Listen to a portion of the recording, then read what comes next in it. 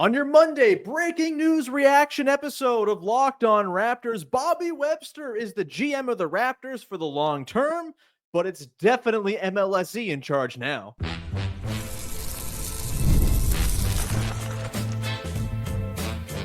You are Locked On Raptors, your daily Toronto Raptors podcast, part of the Locked On Podcast Network, your team every day. Hey, what's going on? And welcome to another episode of Locked On Raptors, part of the Locked On Podcast Network, your team every day. It is Monday, August the 18th, and I'm your host, Sean Woodley. Been covering the Toronto Raptors now for 11 seasons on various platforms. You can find all my work over on Blue Sky. You can find the show on Instagram. You can join us in the Locked On Raptors Discord server. And frankly, I did not think I'd be coming at you today on a Monday. I was going to get myself a little long weekend from the pod as we're on our 3-show-a-week schedule, but when breaking news happens, you got to fire up the old content machine, baby. And so, yeah, on today's show, we will be talking about Bobby Webster officially being named the GM of the Toronto Raptors, which was already his position. Curious, huh? The Raptors are also not going to be naming a new president. This is interesting, considering there was a whole lot of hoopla about how they were, in fact, going to hire a new president.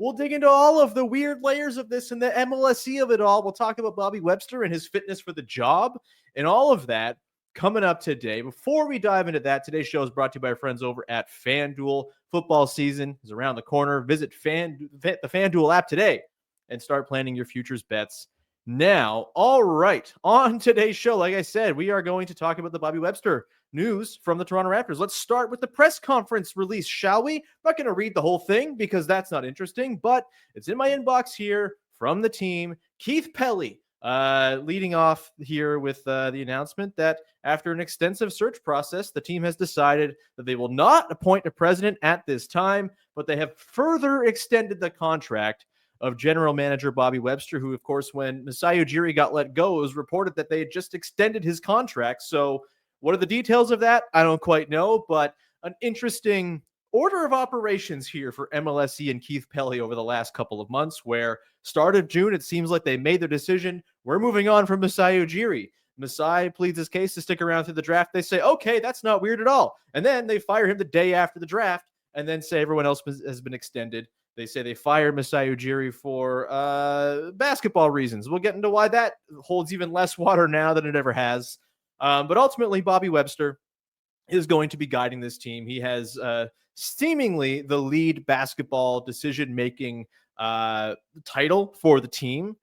Where I think it's maybe not so cut and dry is that they have not hired this president. And look, the president is the insulation for the GM a lot of the time. That's what Masai Ujiri very much was, I think, over these last 5-6 years since I guess it's been 8 years now since Bobby Webster took over in 2017 after Jeff Weltman left for the Orlando Magic. It's been a long time that Bobby has been the GM of the team, and he will continue to be that.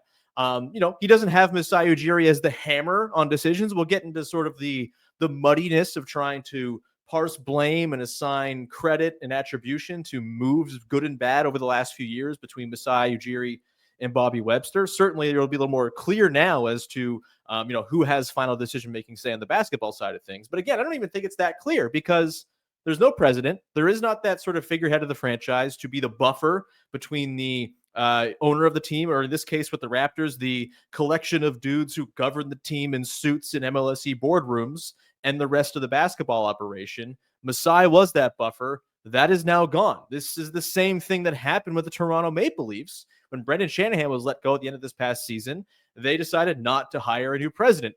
Effectively, it feels like Keith Pelley is the president of all of these teams. Who knows what's going on with the Blue Jays? We'll talk about them and their sort of the reason why that they might give you some optimism if you're afraid of Rodgers taking over full control. We'll talk about that coming up in a sec here. But effectively, this feels like Keith Pelley is now the guy who has the sort of final say-so over things. And do I think he's going to be in the draft room on draft night saying, take that guy? No. Do I think he's going to be someone who is in Bobby Webster's ear saying, go trade for that guy right now? Probably not. It seemed like maybe Masai Ujiri did have that kind of relationship with the basketball decision making. Maybe that's a bad thing. Again, we will get into the muddiness of trying to figure out exactly who to blame for the things that have gone wrong in recent years. But now I do think that without that sort of figurehead decision maker up at the top, with Bobby Webster having that direct line to Keith Pelley, his direct superior now, it seems, there is now ostensibly at the top of the decision-making tree for the Toronto Raptors franchise, a non-basketball person, which is to me concerning.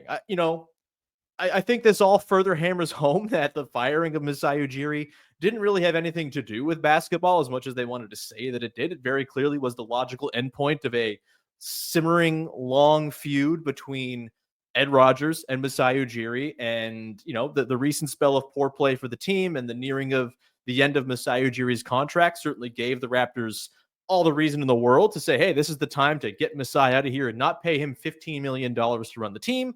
I would imagine Bobby Webster is not making $15 million to run the team. I imagine they would have had to throw around that kind of money if they wanted to lure, say, Kevin Pritchard from the Pacers or get Bob Myers back in the executive chair as he, collects a cushy paycheck from ESPN right now. It feels like, those would have been the sort of greater investments in terms of money to bring in a chief decision maker. I'm not saying that this is just like a purely cheap move by the Raptors. You can have a totally functioning decision-making tree that's unencumbered by the Keith Pelleys and Ed Rogers and Tony Staffieris of the world just fine if you just let the basketball people do basketball things. But there is that lack of a buffer now, that lack of insulation that once existed with Masai Ujiri. Because guess what? Keith Pelley or Ed Rogers was not telling Masai Ujiri how to run his basketball team. That was never going to happen. And hey, maybe Bobby Webster has the exact same sort of bulletproof nature. He says, no, you think this is a thing we should do. I'm not going to do it. I'm going to do the thing I think is smart. Like, that could totally be what works out here. But there is no longer that layer of insulation between the GM of the basketball team and the suits in the boardroom up above who control where all the money goes and decide everything. So there's that. I will say, I do, in fact, think if they were going to go this route and not hire a president, keeping Bobby in charge is the right thing to do. We'll get into why that is. I'm glad they did not go and do some other things that would have really made me question this whole non-basketball people at the top of the decision-making tree thing. Had they brought in Dwane Casey, big red flag to me. Had they brought in Marc Eversley, the GM of the Chicago Bulls, yes, those Chicago Bulls who are as haplessly run as any franchise in basketball right now. Dwane Casey, obviously, storied career as the coach of the Raptors, is kind of just like a guy in the front office of the Pistons who got moved up when he got let go from being the coach. Doesn't seem to have a whole lot of sway there based on just sort of what you look into as far as what his title is. He's just like a consultant, essentially, and is, again, a coach by trade. I'm not sure jumping up to president of basketball operations would have been the move there. Had those guys been the hires, then 100% for sure, I'm sitting here really questioning the whole Rogers of it all. Did they just hire PR-facing yes men to take over the team? Did they make these moves just because it's like, hey, these guys, right? You like them. We fired Masai, but that's okay. We replaced them with guys you like and know. Marc Eversley, of course, being Canadian. Dwane Casey, of course, being Dwane Casey. Those are not the moves. And so that's a good start for the Keith Pelley MLSE era of being the captain now when it comes to the Toronto Raptors. We'll see where it goes. I ultimately think this is just like much ado about nothing. They had a massive search for 6 weeks or longer than that. And they, was it 8 weeks now? Basically, they've been on the search. They did all of this sort of hoopla to try to find that new replacement. All the reporting about Bob Myers or Kevin Pritchard as guys they were interested in. And ultimately, it's just, we're not going to hire a president, even though we said we would. And Bobby Webster, you're just the GM still. Again, we'll get into why I like the decision to just keep Bobby where he is, the stuff in favor of that call. But ultimately, just like, again, if you just go through like the decision tree here of decide you want to fire Masai at a certain time, keep him on longer than maybe is normal and kind of have a weird vibe with a guy everyone knows is on the way out. Everyone else looking for extensions and some security for the future. You fire him the day after the draft. Again, a very normal time to fire somebody. And then you go on this extensive search. Apparently, you hire an outside firm to do the search for you. And ultimately, you land on, we're just not going to replace him. And we'll just have Bobby Webster extended further upon what we already gave him. Like, weird stuff. Strange decision-making. Not exactly inspiring. Again, had they thrown a bunch of money at Kevin Pritchard or Bob Myers to come in, You can have your misgivings about Bob Myers as an exec. The 2 timelines thing didn't quite work out in Golden State. Maybe he was just the lucky benefactor of a generational player ending up on his team and a once in a generation cap spike landing Kevin Durant on his roster. But there's no doubt about it. If you bring in Bob Myers, like, you're paying that guy to be your lead decision maker, to keep the suits completely out of the decision making tree. They didn't do that. And so this is just a sort of weird, murky middle ground that I think just kind of leaves everyone scratching their heads a little bit. Even again, I think the sort of universal acclaim for Bobby Webster is fair. And I think, again, the right basketball decision, if this was the way they were going to go, has been made. I just don't know if this was the way that everyone thought this was going to go, considering, again, they said out loud, we're going to hire a president. And now we are here 8 weeks later and they are not hiring a president. Weird stuff. We're going to come back on the other side and get into why I am a fan of Bobby Webster and why I'm glad that he is sticking around and why stability being the choice is never going to be a bad thing in my books. We'll do that coming up in just 1 second here. Today's show is brought to you by our friends over at FanDuel. August 26th, that's a week and a day from today, is officially FanDuel Futures Day, a brand new holiday for football fans who live for bold predictions and preseason hunches. For just 24 hours, FanDuel is giving you deals on NFL season predictions. So whether you're calling your MVP, eyeing a long shot division winner, or you're ready to crown your Super Bowl champ before week 1 even kicks off, this is your moment. People know I'm not much of a football fan, but over the weekend, my pals who I used to play fantasy football with just desperately came crawling back to throw me back in their league because they needed a body. And you know what? I'm going to join it because why not? Maybe I'll just jump in and beat them after not watching football for 6 years. How satisfying would that be? But maybe as I do this, I'm going to, opt for a liberated fandom approach. I've been a Tennessee Titans fan my whole life. Why would I do that anymore? They stink. I could just come in. The Buffalo Bills are an hour down the highway from me here in Hamilton. Maybe I'll just become rebranded as a new Bills fan this coming year. And what better way to support my favorite team, the Buffalo Bills, and to throw some money on them to win the Super Bowl? Josh Allen to win MVP. I can go do that over at FanDuel. Visit the FanDuel app today and start planning your futures bets now, because Futures Day is one day only, August 26th. FanDuel, play your game. Back at it here on your reaction to Bobby Webster episode. That's very clean off the tongue, baby. Yes, it's Monday. Deal with it. I'm a little deprived of sleep this morning, afternoon, whatever the time is. Either way, let's get into why I ultimately am all right with Bobby Webster sticking around as the guy in charge of basketball decision-making, ostensibly. Again, we'll see over time just how involved or not involved Keith Pelley and those above him at Rogers are in the day-to-day decision-making of the team. My hope is that they just let the basketball people do the basketball things. Wouldn't that be darn swell? We'll see. I would guess that's probably where they're leaning, because, it would be stupid. And you'd figure you don't become like an exec by being stupid. But lo and behold, look around at the world. We'll see. Like, again, there's some reasons to believe in Rodgers. We'll get into that a little bit later on too. But I think with Bobby Webster, stability is the name of the game here, right? You just fired Masai Ujiri, who was the figurehead, the pillar, the most recognizable face in Toronto Raptors basketball this side of Kyle Lowry over the last 13 years. And it would have been, I think, just even more sort of, it would have brought in more upheaval to just say, all right, well, we're going to hire someone new on top of that. Keep Bobby Webster, who we just extended, by the way, as the GM, and put someone in place above him. Like, again, I think the move here should have just been Bobby Webster. You're the president now. Dan Tolzman or whoever, you're the GM now, and everyone else just kind of moves up a spot in the organizational chart. Obviously not what's happened here. Again, I think because of the sort of massive shakeup that was moving on from Masai, I think bringing in like a whole new fresh set of eyes for this whole thing would have been troublesome and might have set the team up for kind of a regression in terms of their moving back to being competent and relevant and competitive, right? Like, I think you bring in new fresh eyes.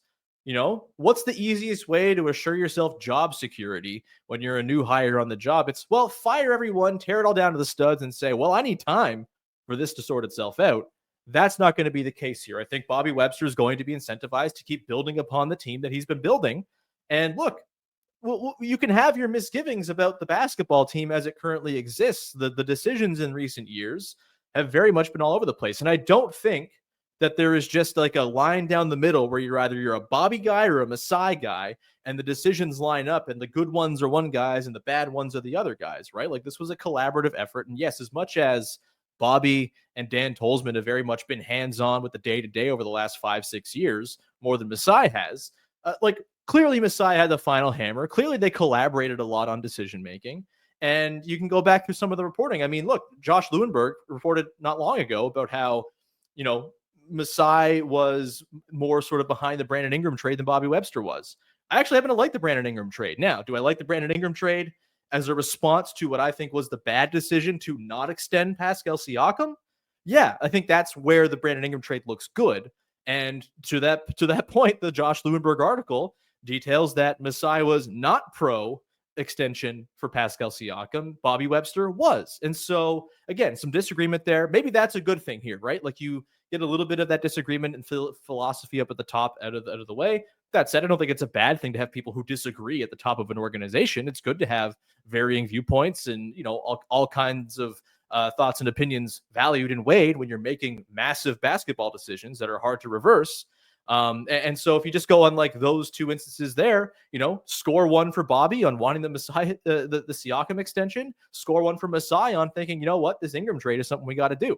Again, does the Ingram trade have to happen unless they do the whole thing where they bungle the Siakam thing? No, like it's all this sort of, again, murky, blurred line between what's a Masai decision, what's a Bobby decision. Certainly though, like on the whole, I think you have to give some credit to whoever is behind the decisions of the last 18 months or so.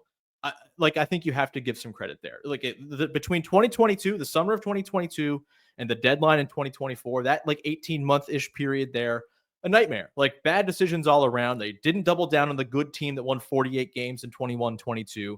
They had a really quiet offseason. They continued to not prioritize the center position. That led to them paying up for Jakob Poeltl, an important first-round pick that they ended up conveying last year.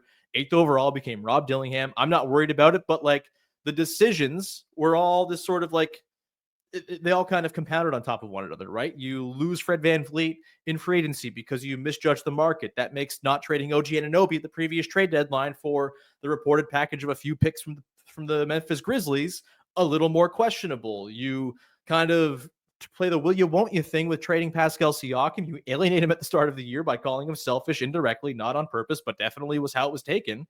And then you kind of don't have Siakam be part of the team really at the start of that year. And then you realize, wow, this guy's really good.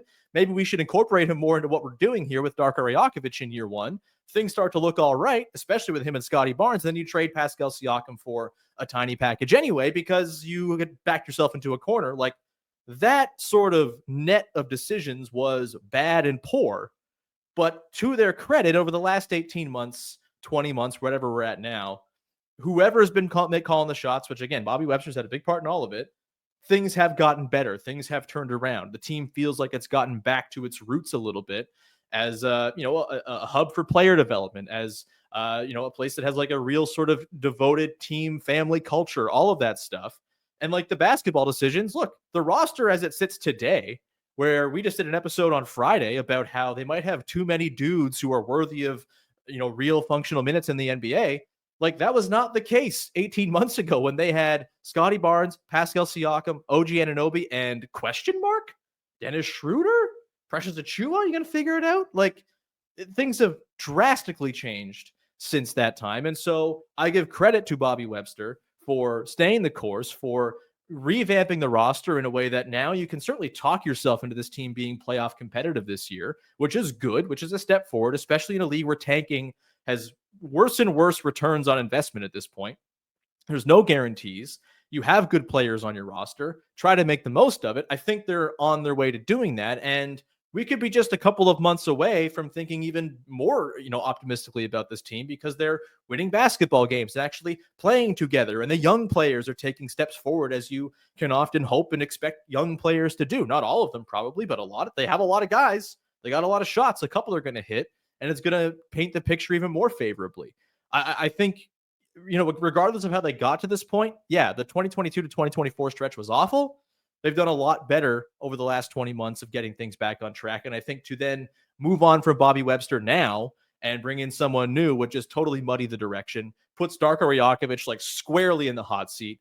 Nothing worse for a head coach who hasn't won a whole lot of games than new management coming in. Like, you can bet your ass that Darko Rajakovic would be out of a job if the Raptors started off even sort of poorly. Now I think this probably affirms Darko Rajakovic is at least going to get this full year, because this is really the first full year that they've given Darko Rajakovic the license to, win basketball games, which is ostensibly a thing a coach is supposed to do. And so I just think the stability of having Bobby in place it's much preferable to bringing in someone new. Again, someone like Kevin Pritchard, who has shown an aptitude for building a team within the similar sort of confines and team philosophies that the Raptors have kind of portrayed over the last decade with what he's done in Indiana. I would have been totally fine with that, because he probably would have just stayed the course and said, hey, here's what we got. Let's try to pivot, in sort of smart, methodical ways, opportunistic ways, the way the Pacers typically have as a franchise. I would have been all right with that. But new management probably would have meant sweeping changes for a roster that's like not easy to change in a sweeping fashion right now because of the contracts that are on the books.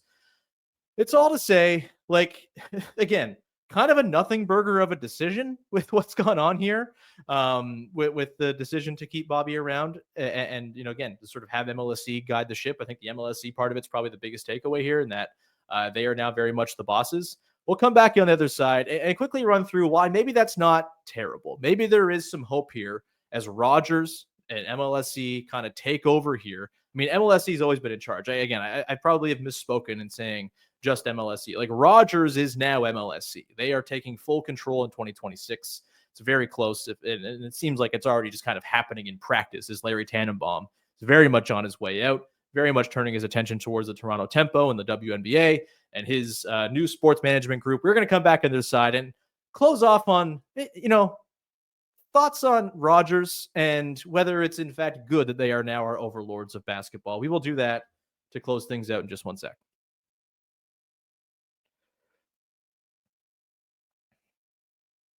All right, wrapping things up here on your Monday breaking news reaction episode. Bobby Webster is the GM of the Toronto Raptors. You knew that. He just will be for longer now, with less oversight from Masai Ujiri, because Masai Ujiri gone.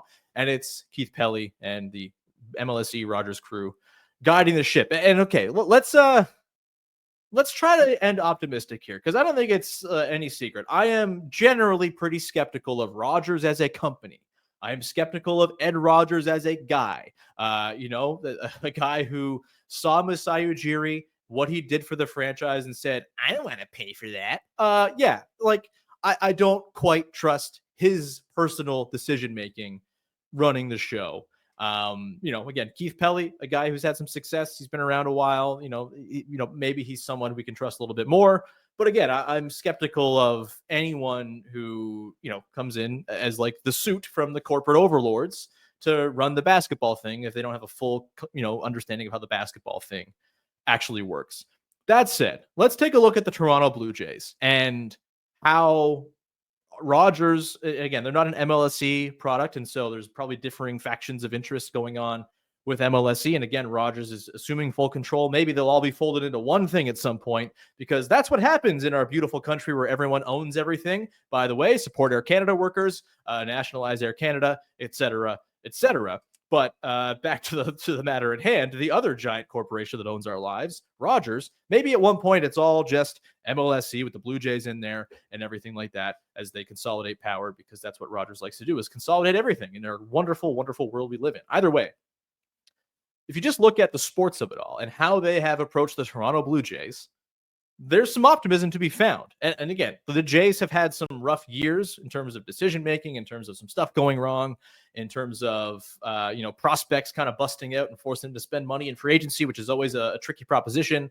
But right now, things look pretty awesome for the Blue Jays. And frankly, over the last 5 years, I can't remember a time where things have been better for the Toronto Blue Jays in my entire life for a sustained run.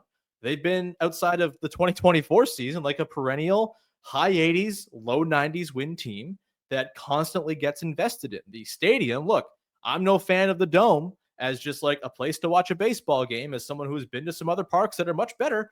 But like, it's a way better place to watch a game now because of the investment from Rogers in making it a better place to watch. Now, the cynical end of that is they've made it into a place that they can, rinse people more easily for because they're more eager to go to the ballpark and spend their money.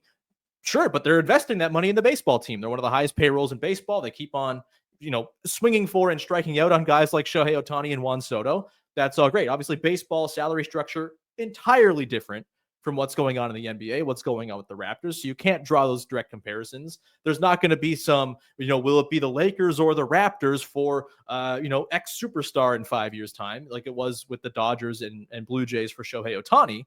That's just not going to happen. But the general investment seems to be there. And so you'd hope that is going to carry over to their other sports properties as they take full control with the Raptors and the Maple Leafs if you're a Leafs fan. And obviously they have TFC, the Argos are all under that umbrella as well. That is the thing to be hopeful about, that they just continue to invest in the non-salaried parts of basketball to further enhance the reputation of the franchise and all of that. I think having a guy like Masai Ujiri, who was this sort of charismatic leading figure, someone who could, command a room, command respect from those around the league, is probably a better way to do that than just like, enhancing your practice facility, which, by the way, Masai Ujiri oversaw fully revamping. Masai Ujiri also oversaw the launch of the G League team, and that's been a wild success and has helped inform success for the Toronto Raptors over the years. Very much a Masai push that got that over the finish line when the 905 first began.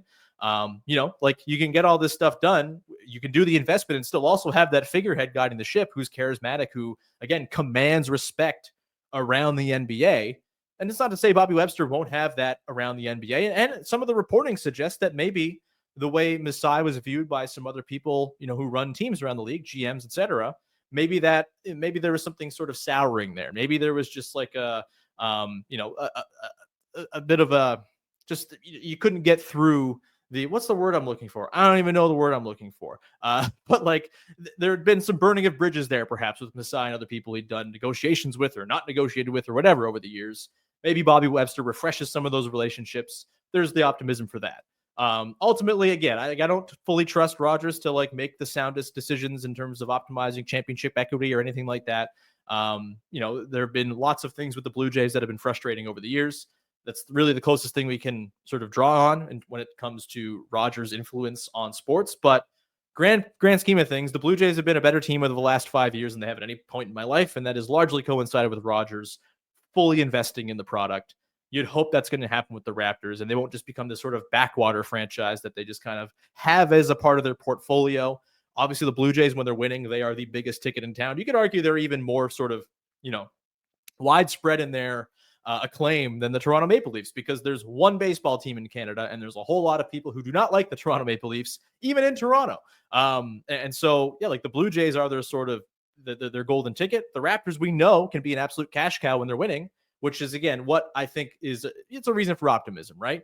The Rogers people, and hey, maybe you're the kind of person who loves the long-term tank nonsense. I hate it. So maybe this makes me a Rogers stooge, because I don't think Rogers is going to be super keen on building a team where you go into the tank for many years and you suffer in terms of ticket prices and audience and all that stuff. Your attendance dwindles, your fan engagement dwindles, the merch sales dwindle. That's not going to be something Rogers ever goes for, which, if you're the kind of person who likes the min-max approach of, gut everything, tank till you find stars, and then build your team that way, then yeah, Rogers is not going to be for you in all likelihood. But if you are someone who likes just to have a fun, competitive team that has upward mobility through smart trading and opportunism, then I think Rogers could be the group for you. Even if it's, just because they're fully driven by profits in their intent, and, the sort of whether they make good basketball decisions is kind of a broken clock twice a day type thing. Either way, that's kind of where I'm at on this. It's a big, obviously, announcement from the team. It's interesting that they've just not hired the president they said they were going to hire. Ultimately, I don't think this changes a whole lot about this coming season for the Raptors. I think it's pretty much, as planned now, with maybe a little bit less, pressure to succeed and to fully, hit the absolute utmost high-end outcomes. Certainly for a guy like Darko Rajakovic, he might be the guy with breathing the single biggest sigh of relief right now, based on how things have gone. and with there being no sort of at the very top change coming in. But we'll see. Well, we will see. I will believe that Rodgers is fully well-intentioned at things when I see it. In the meantime, there's reasons to feel like this isn't the end of the world. There's also reasons to feel like it was kind of all this hullabaloo about nothing that they've gone and made this decision. And now Keith Pelley is essentially the guy who Bobby Webster reports to. We'll see. That's all I got on this. We'll be back again tomorrow. We got a fun, stupid little game lined up with our pal Big Vivek Jacob. Really excited about this one. It's going to be maybe our best stupid little game that we've done in quite some time. We've done a lot of good ones this summer. We'll have James Herbert on the podcast as well this week, and then we'll probably get you a Thursday show as well. Even though we're in the 3-a-week schedule, this is a bonus, baby, because I love you, the people out there, and we'll still go Tuesday, Wednesday, Thursday as initially planned. Either way, thanks so much for rocking with the show, and we will talk to you again on Tuesday with another episode of Locked On Raptors. Follow, subscribe, rate, review, tell a friend, Discord, link in the description of the podcast. Come say what you think about Rodgers being our corporate overlords for the rest of time. Would love to hear what you have to say. And until tomorrow, have a great one. We'll talk to you soon. Thanks for hanging. Bye-bye. He's back.